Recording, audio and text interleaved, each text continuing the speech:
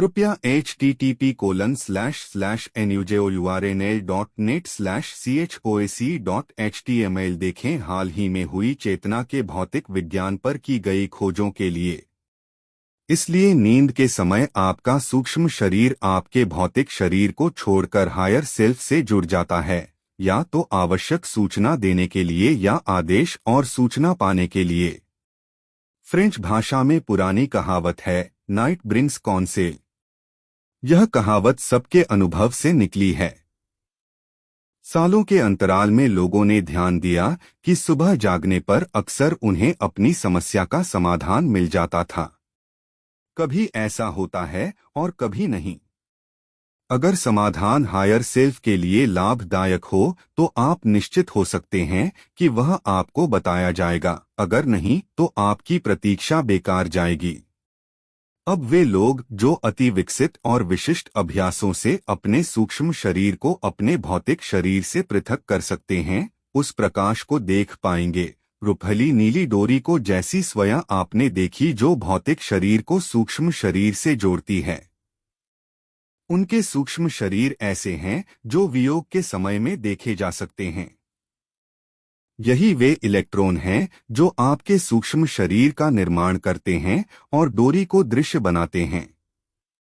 मैं देख रही हूं कि आप वह समझ रहे हैं जो मैं कह रही हूं और आप मेरी बात समझ चुके हैं।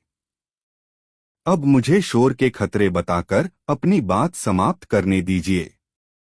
शोर सीधे आपके सूक्ष्म शरीर के इलेक्ट्रॉनों पर आक्रमण करके पैरासाइट, परजीवी का निर्माण करता है। अगर रेडियो और टेलीविजन की भाषा में कहें, अगर आप एक टेलीविजन स्क्रीन देख रहे हैं और वहां सफेद धब्बे दिखते हैं, तो ये संकेत हैं कि एक नन्हा पैरासाइट काम पर है। ऐसे ही अगर कोई आपके घर के बगल में इलेक्ट्रिक यंत्र का प्रयोग कर रहा है, तो आपके स्क्रीन पर वह बड़ा पैरासाइट दिखाई देगा जो इमेज को पूरी तरह नष्ट कर देगा। ऐसा ही सूक्ष्म शरीर के साथ होता है, लेकिन दुर्भाग्य से आप इसे समझ नहीं पाते उस तरह जिस तरह टेलीविजन स्क्रीन पर समझ पाते हैं, और यह बदतर है क्योंकि शोर आपके इलेक्ट्रॉनों को नुकसान पहुंचाता है।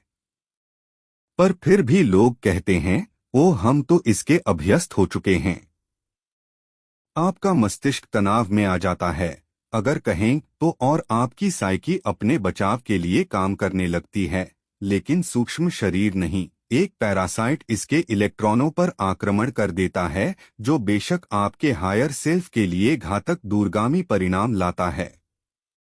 जो ध्वनियां आपके कानों में पहुंचती हैं, वे बहुत महत्वपूर्ण होती हैं। एक विशेष प्रकार का संगीत आपको हर्षोल्लास की ऊंचाई पर ले जा सकता है, जबकि दूसरा, हालांकि सुंदर हो, आप पर कोई प्रभाव नहीं डालता या शायद आपको चिड़चिड़ाता है। एक प्रयोग करें, एक वायलिन, पियानो या बांसुरी के संगीत का अंश जिसे आप पसंद करते हैं लेकर उसे इतने जोर से बजाइए जितना संभव हो। आपके कानों के पर्दे पर कष्ट उतना नहीं होगा जितना आपके अंदर अनुभव होगा। पृथ्वी पर आपके अधिकतर साथी सोचते हैं कि शोर प्रदूषण नगण्य चिंता का विषय है, लेकिन एक मोटर बाइक के एग्जॉस्ट पाइप से निकलने वाले शोर का प्रदूषण उससे निकलने वाले धुएं के प्रदूषण से 3 गुना से 4 गुना खतरनाक है।